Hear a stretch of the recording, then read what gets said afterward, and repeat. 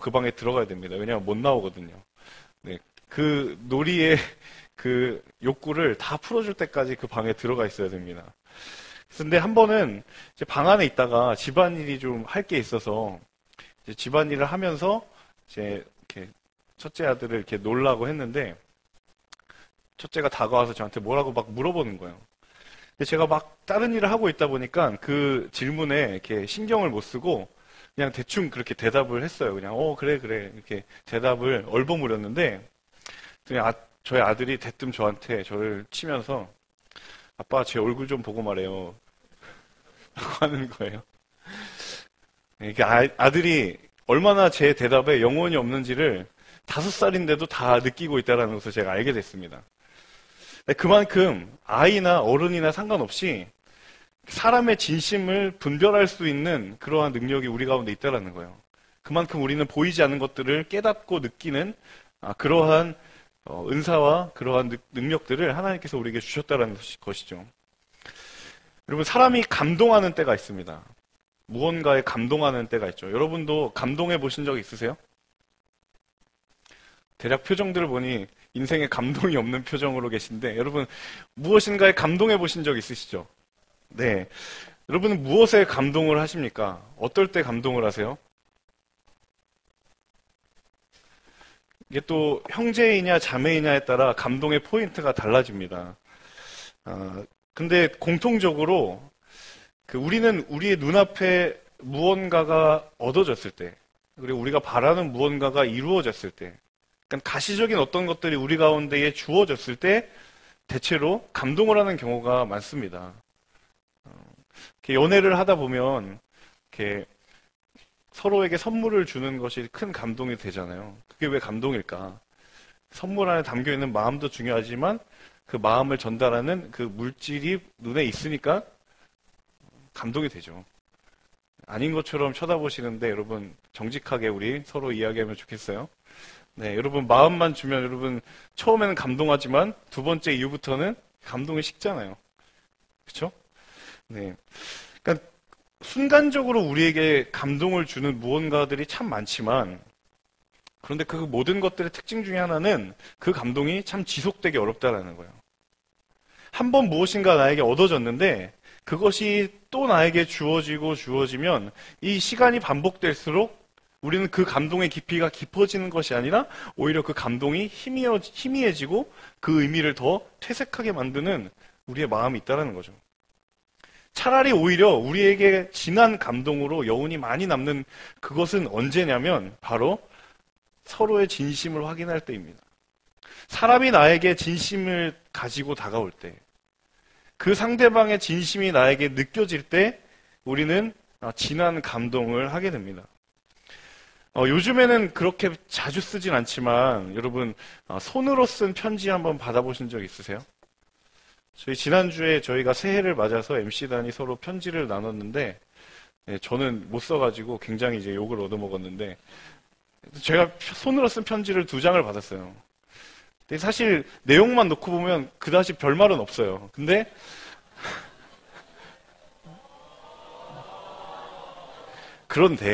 여러분 그런데 그 손 글씨로 쓴 글자에 제가 진심을 확인하는 순간 내용은 별말이 아니어도 그 편지 자체는 정말 별거였던 거예요. 누군가의 진심이 내 마음에 와닿을 때 그리고 그 진심을 확인하는 순간에 우리는 정말 감동하는 순간을 경험하게 됩니다. 이 진심을 저는 오늘 설교 제목처럼 또 다른 말로 진정성이라는 말로 표현을 해보고 싶습니다. 여러분 국어사전에서 진정성이라는 단어를 찾아보면 참된 마음을 가지고 있다라는 뜻이 나옵니다. 참으로 진실된 마음이 진정성이라는 거죠. 그것이 사람의 마음을 움직이고 감동하게 한다라는 거예요. 근데 여러분 신기한 건요. 제가 이제 설교를 준비하면서 기업에서도 이 진정성을 되게 중요하게 생각한다는 걸 제가 찾았습니다. 기업은 이윤을 추구하는 것이고 사람의 진심 이런 것들은 별로 관심이 없고 오직 이윤을 추구하면 전부라라고 생각을 하지만 기업에서도 혁신 있는 기업과 그리고 발전하는 기업은 이 진정성에 대해 관심을 가지고 있다는 것을 발견하게 됐습니다. 그 시중에 나온 책 중에 구글처럼 생각하라라는 책이 있어요. 근데 구글처럼 생각하라는 책에 이런 문구가 있습니다. 이 진정성, 기업이 진정성을 생각할 때는 어떤 것이냐면 어떤 고객이 이 회사가 그리고 혹은 이 기업이 혹은 이 가게가 나를 통하여서 돈을 벌고 싶어 하는 그 마음 이상 무엇인가를 준비하고 있구나 라는 것을 느낄 때 이 기업의 진정성을 소비자가 경험하게 된다는 거예요. 그러니까 기업과 소비자는 그리고 판매자와 소비자는 물건을 팔고 사는 관계이지만 그 너머에 무언가가 있다라는 것을 소비자가 느낄 때 그 관계를 뛰어넘는 진정성. 여러분은 흔히 말하고 있는 이 고객 감동이라는 말이 여기서 일어난다라는 사실입니다. 여러분, 오늘날 이 시대는 이러한 진정성 혹은 진심에 목마른 시대라고 저는 생각이 들어요. 여러분, 진심으로 다가오는 사람이 얼마나 여러분의 마음을 따뜻하게 합니까? 우리가 익숙하게 또 부르는 이 대중가요의 가사를 잘 보면 이 가사의 전통적인 시대를 뛰어넘는 전통적인 소재가 하나 있습니다. 그것은 무엇이죠? 사랑이죠. 네. 수많은 가요 속에서 여러분, 그 가요가 여러분에게 사랑한다고 고백했어요. 그죠? 그 가사를 들으면서 설레기도 하고 공감되기도 하고 찢어지는 아픔을 경험하기도 하고 그 이별이 내 이별 같고 그 설레임이 내 설레임 같고 그러한 마음들을 우리가 듣죠. 근데 여러분, 그 음악을 듣다가 음악을 끄거나 이어폰을 빼면 여러분, 그 노랫말이 나를 향한 고백이라고 생각하는 사람 있나요? 없습니다. 그냥 그때만 좋았던 것이죠. 노래말에 담긴 사랑 고백을 들으면서 이건 진짜 나한테 하는 고백이다라고 설레인다면 그분은 좀 상담이 필요한 사람일지도 몰라요. 또 한 건 어떤 것이 있냐면 여러분 콜센터나 상담 전화를 해보면 가장 처음으로 하는 상담원의 한마디가 뭐죠? 사랑합니다, 고객님. 네.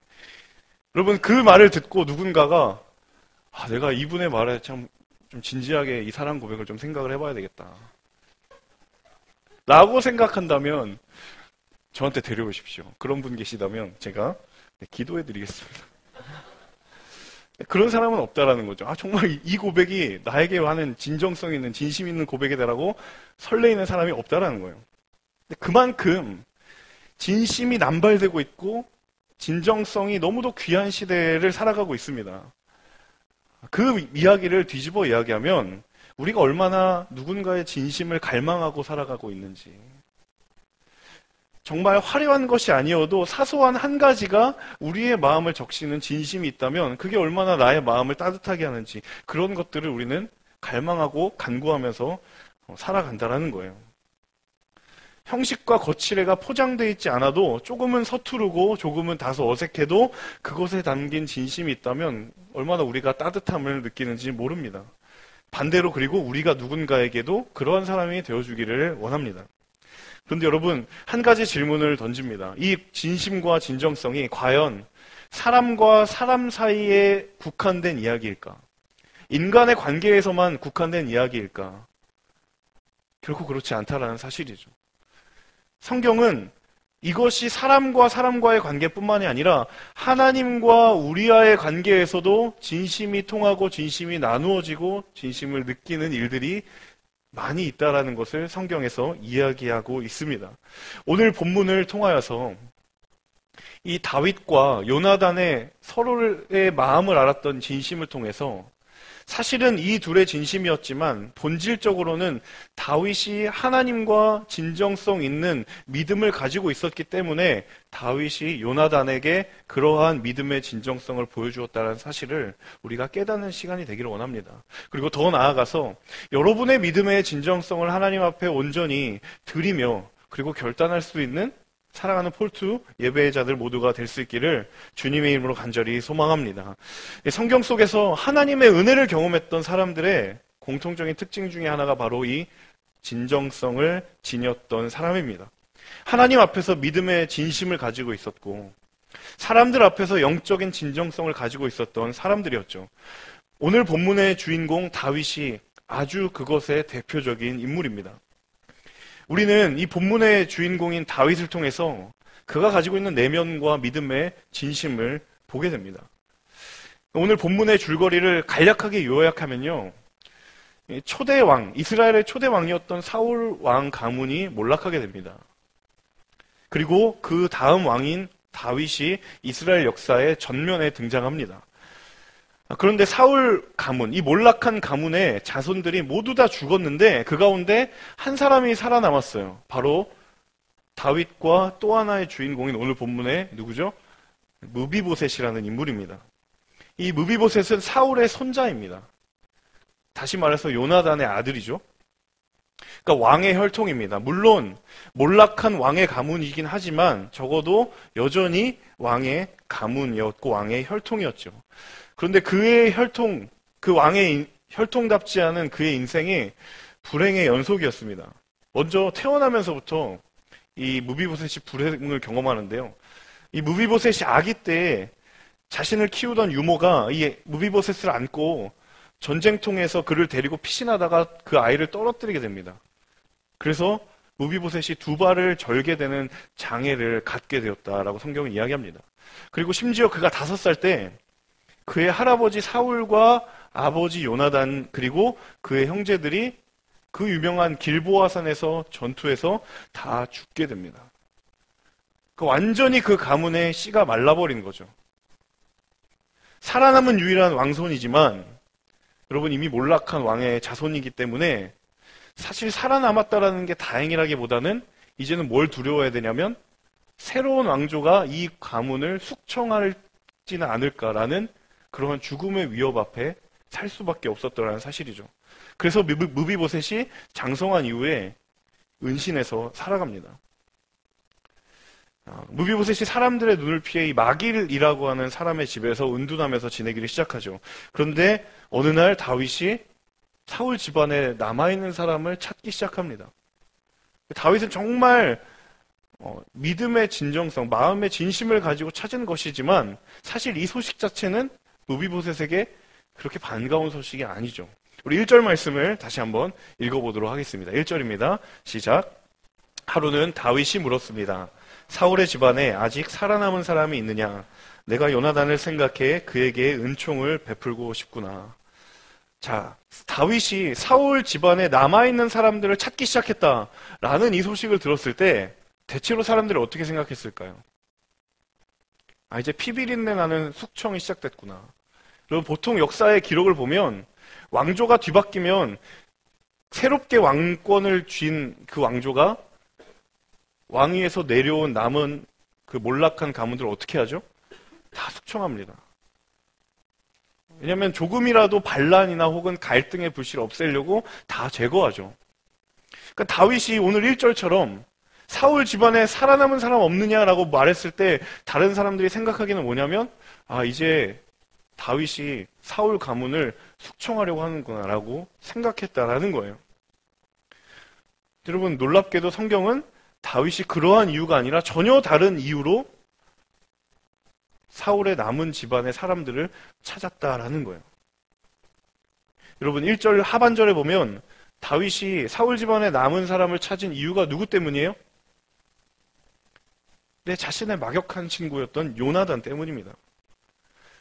그러니까 사울 집안을 완전히 제거하려고 숙청하려고 했던 것이 아니라 자신의 친구였던 비록 먼저 죽었지만 이 요나단을 통해서 자신이 졌던 은혜를 갚기 위해서 사울 집안에 남아있는 사람을 찾았다라는 거예요. 다윗은 자신이 요나단으로부터 은혜를 입었던 존재라는 사실을 너무도 분명히 잘 알고 있었습니다. 자신이 요나단의 아버지였던 사울의 위협 때문에 도망다니고 또 고통 가운데 있을 때 자신의 친구였던 요나단이 자신에게 베풀어 주셨던 은혜를 다윗은 알고 있었죠. 그래서 그 은혜를 기억하고 요나단의 아들 무비보셋을 찾으려고 했던 거예요. 그래서 여러분 첫 번째로 우리가 기억하고 싶은 중요한 한 가지 사실은요, 바로 진정성은 주님의 마음이다라는 것입니다. 우리 같이 한번 따라 볼까요? 진정성은 주님의 마음이다. 네. 다윗이 비록 요나단을 통해서 사람을 통해서 입은 은혜이지만 그가 그 은혜를 기억할 수 있었던 것은 그에게 어떤 마음이 있었냐면 하나님의 마음이 있었기 때문이에요. 요나단의 아들 무비보셋을 향한 다윗의 마음을 성경이 이야기하고 있지만 다윗은 하나님이 자신을 그렇게 품어주셨다라는 은혜의 경험을 누구보다 절실히 했던 사람입니다. 은혜를 알았기 때문에, 은혜를 경험했기 때문에 은혜를 베풀 수 있었다라는 사실이죠. 다윗이 어떤 은혜를 경험했나? 바로 시편 51편에 그의 고백을 통해서 우리는 발견하게 됩니다. 우리 시편 51편 1절의 말씀 함께 읽겠습니다. 시작. 하나님이여 주의 인자를 따라 내게 은혜를 베푸시며 주의 많은 긍휼을 따라 내 죄악을 지워주소서. 이 시편 51편 여러분 너무도 유명한 시편이지만 이 상황은 어떤 상황입니까? 다윗이 씻을 수 없는, 제사로도 사함받을 수 없는 죄를 저지르고 난 이후에 나단 선지자를 통하여서 깨닫게 된 자신의 죄 앞에 하나님 앞에 엎드리며 기도했던 시가 바로 시편 51편이죠. 살인을 하였고 음행을 저질렀어요. 구약의 제사 가운데 살인과 음행은 어떤 죄로도 속할 수 없는 죄를 저질렀는데 다윗이 그 죄를 직시하고 그 죄를 인식하고 하나님 앞에 엎드리며 기도했을 때 이 1절의 고백, 다시 한번 자막을 띄워줘 보시겠어요? 시편 51편 1절의 고백처럼 하나님이여 주의 인자를 따라 내게 은혜를 베푸시며, 온전히 하나님의 은혜에 매달렸던 다윗, 그리고 그것으로 인하여서 자신이 새롭게 됨을 경험했던 다윗이기 때문에, 은혜를 알았던 다윗이었기 때문에 요나단에게 자신이 진 은혜의 빚을 갚아야 되겠다라는 마음을 한 거예요. 자신이 은혜를 경험했기 때문에 은혜를 갚는, 은혜를 흘려보내는 방법을 그가 알고 있었다라는 사실이죠. 여러분, 이 은혜를 힘입어 살아가는 존재가 또한 우리인 줄로 믿습니다. 주께서 여러분 한 사람 한 사람, 그리고 저를 포함하여 우리 모두를 자격 없는 존재임에도 불구하고 우리를 하나님의 자녀로 부르신 그 은혜. 여러분, 그 은혜가 우리의 삶 가운데에 진정으로 경험되고 진정으로 느껴진다면 여러분, 그 은혜가 반드시 흘러가게 될 줄로 믿습니다. 누군가를 향하여서, 또한 어딘가를 향하여서 바로 이 은혜 입은 자다운 흔적을 새기며 나아가는 사랑하는 우리 모든 폴투의 예배자들 되실 수 있기를 주님의 이름으로 간절히 소망합니다. 은혜를 아는 사람, 은혜를 경험한 사람이라면 여러분 1만 달란트의 빚을 진 사람이 고작 100데나리온의 빚을 진 사람을 공격할 수 없다라는 것이죠. 그래서 진정성은 주님의 마음을 가진 사람의 마음이다라는 사실이에요. 그것은 그냥 우리 인간의 자발적인 내면의 긍휼히 여기는 마음의 차원을 떠나서 하나님이 우리에게 주시는 마음이 바로 진심의 근원이고 진정성의 본질이라는 사실입니다. 여러분, 이 은혜를 아는 자다운 삶의 아름다운 흔적이 남는 저와 여러분이 되실 수 있기를 주의 이름으로 간절히 축복합니다. 두 번째, 이 진정성은요, 바로 기억하는 것입니다. 진정성은 기억하는 것입니다. 7절의 말씀 함께 읽겠습니다. 7절의 말씀 다시 한번 읽겠습니다. 시작. 다윗이 그에게 말했습니다. 두려워하지 마라. 내가 내 아버지 요나단을 생각해 내게 은총을 베풀고 내 할아버지 사울에게 속했던 모든 땅을 내게 돌려줄 것이다. 그리고 너는 항상 내 식탁에서 먹게 될 것이다. 다윗이 무비보셋을 불러와요. 자신을 죽일 줄 알고 두려워하고 있었던 무비보셋을 불러서 다윗이 이야기합니다. 두려워하지 말고 이제 나와 같이 왕의 식탁에서 함께 먹고 마시게 될 것이다 라고 이야기를 합니다.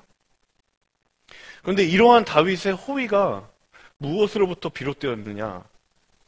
다윗이 바로 요나단이 자신에게 베풀어 주었던 은혜를 기억했기 때문입니다. 자신이 정말 어려울 때, 사울의 죽음의 위협을 피해서 도망 다닐 때, 그때 자신을 건져주었고 자신에게 도와줬던 이 요나단의 호의를 다윗이 기억하고 있었다는 사실이에요. 바로 요나단이 자신에게 행했던 일을 기억하고 있었다라는 사실입니다. 그것에 대해서 요나단이 살아있을 때 다윗이 그런 고백을 하거든요.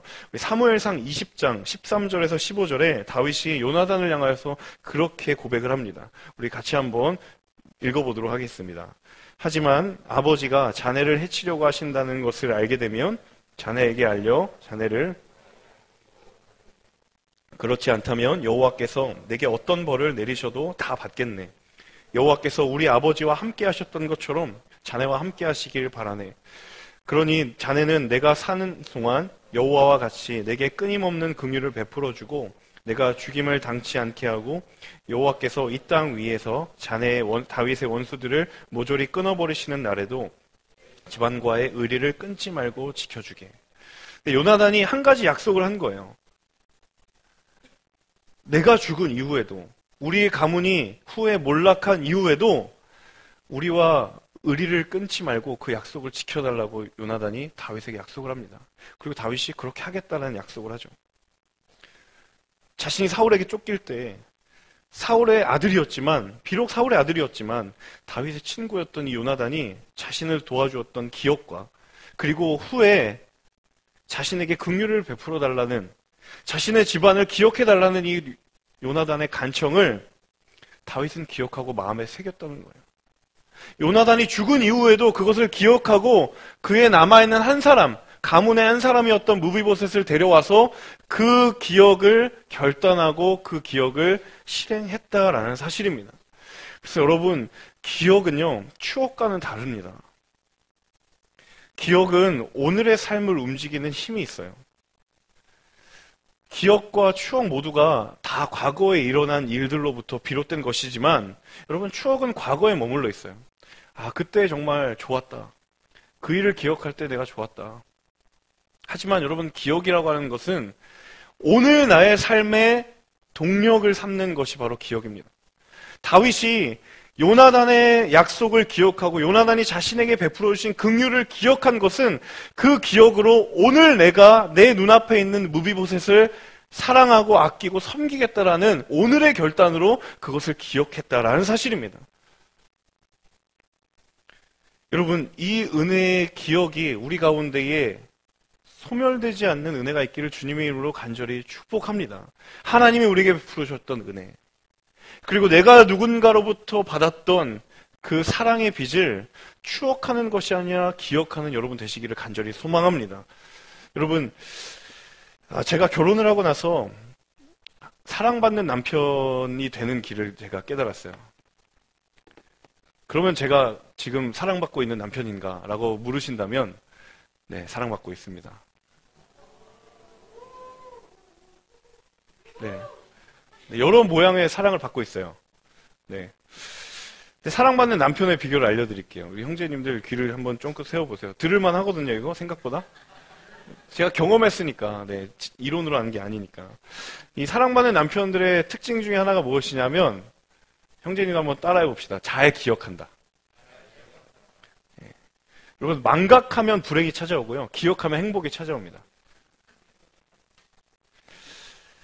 이렇게 아내들이 가끔 불현듯이 질문을 던져요. 근데 그 질문에 다 이제 의도가 있어요. 신혼 때나 혹은 연애 때 입었던 옷이라든지 혹은 교환했던 선물들을 남겨두셨다면 여러분 그거 잘 기억해 두셔야 됩니다. 갑자기 대뜸 저에게 여보 이거 기억나냐고 이게 너무 이렇게 그때를 막 기억하면서 저한테 물어보는 거예요. 3초간 흔들려서 저게 언제 기억이 안 나는데 남편의 진정성이 시험 때 딱 오르는 순간입니다. 그때 이제 남편이 할 수 있는 두 가지 종류의 답이 있죠. 그거 뭔데? 이러면 이제 불행의 롤러코스터를 타는 겁니다. 그런데 그것을 기억하고 그거 그때 내가 사줬던 거 아니야. 그때 내가 우리 처음 만날 때를 기념해서 사줬던 거 아니냐라고 이렇게 자신 있게 이야기한다면 그러면 그때는 이제 앞길이 평탄해지죠. 결혼뿐만 아닙니다. 여러분, 누군가의 관계 속에서 기억을 잘하면요. 그 진심이 그 기억에 담겨요.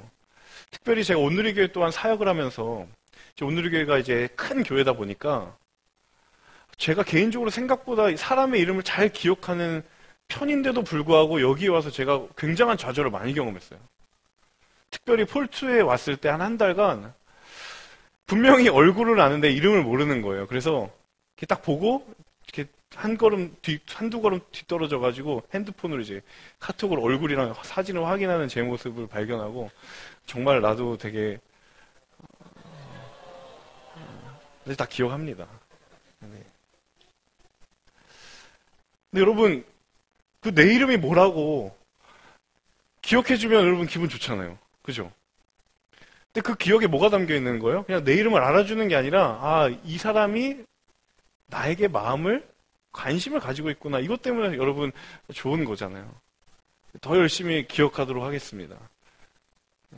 여러분, 사람과 사람과의 관계 속에서 이러한 기억으로 상당히 관계가 원활해지고 관계가 회복되는 경우들이 참 많다라는 사실이에요.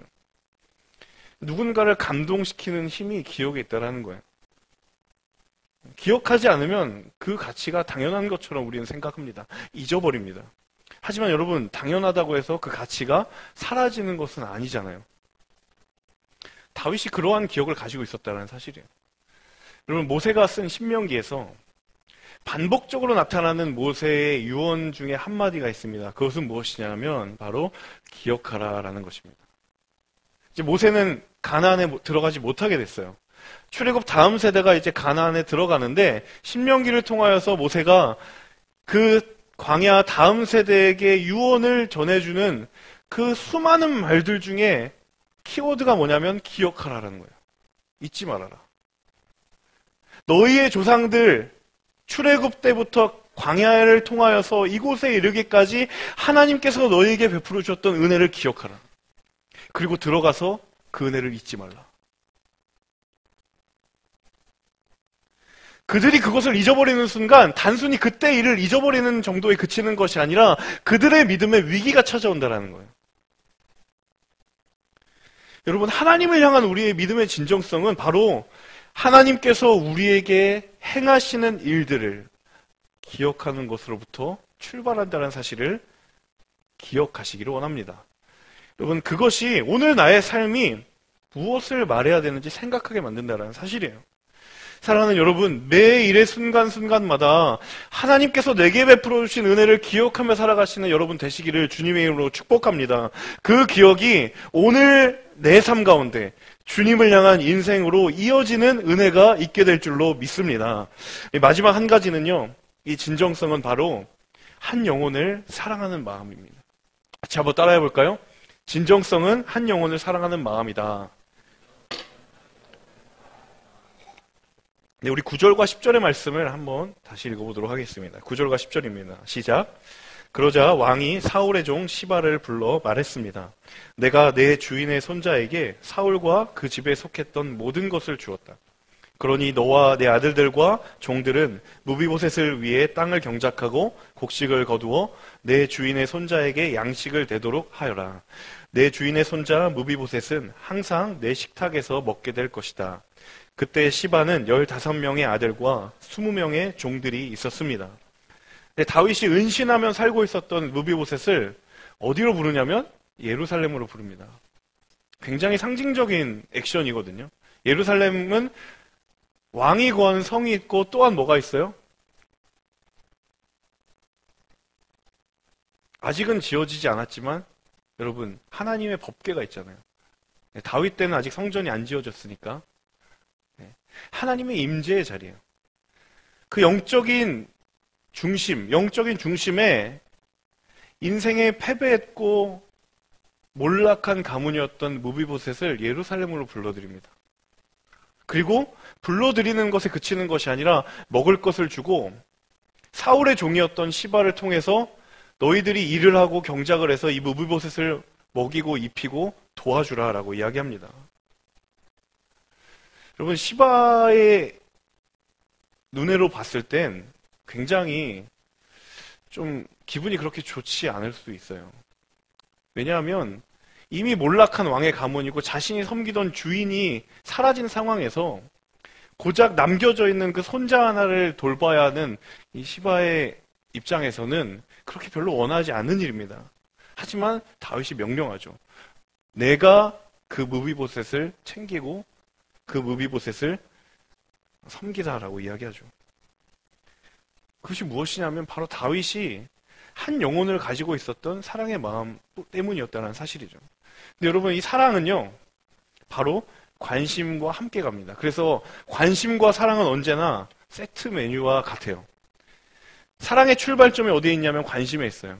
여러분, 썸 탈 때 사랑의 단계로 나아가기 전에 뭐가 있어요? 그 사람의 관심이 있죠. 사랑의 출발점은 관심이죠. 관심으로부터 사랑이 시작됩니다. 그런데 이 관심은 또한 사랑의 마음 위에 있을 때 가능합니다. 그래서 관심과 사랑은 따로 뗄 수 없는 관계예요. 다윗이 무비보셋을 향해 관심을 가지고 있었던 것, 그리고 자신이 할 수 있는 모든 것을 다 하기로 결단할 수 있었던 것은 그가 비단 무비보셋뿐만 아니라 그의 마음 가운데 가지고 있는 한 영혼을 향한 관심과 사랑, 그 마음 때문에 그가 그렇게 할 수 있었다라는 것이죠. 그래서 여러분, 관심과 사랑이 담겨져 있는 섬김에는 언제나 최선의 것이 담겨지게 마련입니다. 여러분, 섬김의 자리에서 얼마든지 할 수 있는 만큼만 할 수 있어요. 티나지 않을 만큼만 할 수 있어요. 하지만 또 어떤 사람은 정말 힘에 넘치도록, 분에 넘치도록 하는 섬김을 하는 사람들이 있다는 것이죠. 그 차이가 무엇일까? 내 섬김의 자리에 그 섬김을 받는 한 영혼을 향하여서 내가 사랑의 마음이 있고 섬김의 마음이 있고 그 영혼을 향한 주님의 관심이 나에게도 있기 때문에 굳이 내가 그렇게까지 하지 않아도 분에 넘치는, 힘이 닿도록 하는 섬김을 할 수 있다는 사실이죠. 여러분, 우리가 몸담고 있는, 우리가 속해 있는 이 온누리 교회는 바로 이 한 영혼을 사랑하는 마음 위에서 모든 사역이 이루어졌습니다. 여러분, 온누리의 영적인 DNA라고 할 수 있는 이 선교, 바로 선교의 출발점이 다 여기에 있다는 사실이죠. 한 영혼을 향한 주님의 마음을 품었고 한 영혼을 향하여서 바라보시는 하나님의 눈을 우리가 갖게 되는 것이 모든 선교의 출발점이 되었다는 거예요. 그래서 선교가 무엇이냐라고 말할 때 여러분, 거창한 게 아닙니다. 그저 그냥 한 사람을, 한 영혼을 사랑하는 마음이 그 예수의 마음, 그 하나님 아버지의 마음을 품는 것이 그 선교의 모든 출발점이었다라는 거예요. 여러분, 정말로 진심을 담아 축복합니다. 여러분, 한 영혼을 향한 이 사랑하는 마음이 우리의 삶에 꺼지지 않은 은혜가 있기를 주님의 이름으로 축복합니다. 여러분의 속한 가정과 캠퍼스와 직장과 그 삶의 모든 자리에 여러분을 통하여서 일하실 그 한 영혼을 향한 주님의 마음을 잃지 않고 놓지 않을 때 그곳이 하나님의 거하시는, 하나님이 다스리시는 주님의 나라가 될 줄로 믿습니다. 바로 이 여러분의 그 영적인 진정성을 통하여 하나님께서 일하실 것입니다. 여러분, 우리의 삶의 자리에서 정말 한 영혼을 천하보다 귀하게 여겼다라고 하시는 이 주님의 마음을 흔적으로 드러내실 수 있는 우리가 될 수 있기를 바랍니다. 얼마든지 우리는 할 수 있는 만큼만 할 수 있어요. 하지만 그럼에도 불구하고 힘이 닿도록 섬기는 하나님의 사람들이 있다라는 거예요. 나이스한 그리스도인 말고요. 정말 한 영혼을 향한 주님의 마음만큼은 끈적끈적하고 질척거리는 그러한 마음을 가진 사람들. 나이스하게 선을 긋고 깔끔해 보이는 것이 아니라 정말 하나님을 나에게 주신 그 영혼을 향하여서 끝까지 그 영혼을 붙들 수 있는 그 영혼의 진정성, 믿음의 진정성이 하나님이 일하시는 은혜의 재료가 될 줄로 믿습니다. 오늘 새롭게 시작되는 이 한 주간 가운데 여러분, 그 믿음의 진정성을 드리며 나아가시는 저와 여러분 되기를 간절히 소망합니다. 우리 흔히 이야기하는 그런 말이 있습니다. 진심은 언젠가 드러나게 되어 있다. 그런데 여러분, 이 진심은요, 우리의 일상의 영적인 준비를 통해서 반드시 드러납니다. 갑자기 어느 한순간에 진심이 드러나지 않는다라는 거예요. 그 영혼을 향하여서 내 마음이 쌓이고 쌓여 있을 때 그 영혼을 향한 진심이 드러나게 되어 있다는 사실입니다. 여러분, 영혼이 없이 계속 말하던 사람이 순간 영혼을 넣고 말하면 아무도 그 사람이 영혼이 있는 말로 나에게 말하고 있다라고 듣지 않는다라는 사실이에요. 새롭게 시작하는 이 한 주간 앞에 여러분, 정말 주님 앞에 영적인 진정성이 있는 믿음의 걸음을 걸어가실 수 있기를 바랍니다. 우리의 삶 가운데에 그 믿음의 걸음을 통하여 정말 하나님의 나라가 여러분의 가정 가운데, 직장 가운데, 캠퍼스 가운데, 우리의 삶의 모든 자리 위에 임하게 되는 놀라운 은혜의 축복이 있기를 주님의 이름으로 간절히 소망합니다. 우리 함께 찬양하며 기도할 텐데요. 우리의 삶을 하나님 앞에 드리며, 하나님, 내가 이 주님의 믿음의 마음, 믿음의 진심을 담아 주님 앞에 이 한 주간 살아가겠습니다. 다윗이 무비보셋을 향하여서 가지고 있었던 그 주님의 마음, 믿음의 진정성을 가지고 나아가는 복된 한 주가 될 수 있도록 주님 인도하여 주시옵소서. 이 기도의 제목을 가지고 우리 이 찬양 부르신 이후에 함께 기도하며 나아가겠습니다.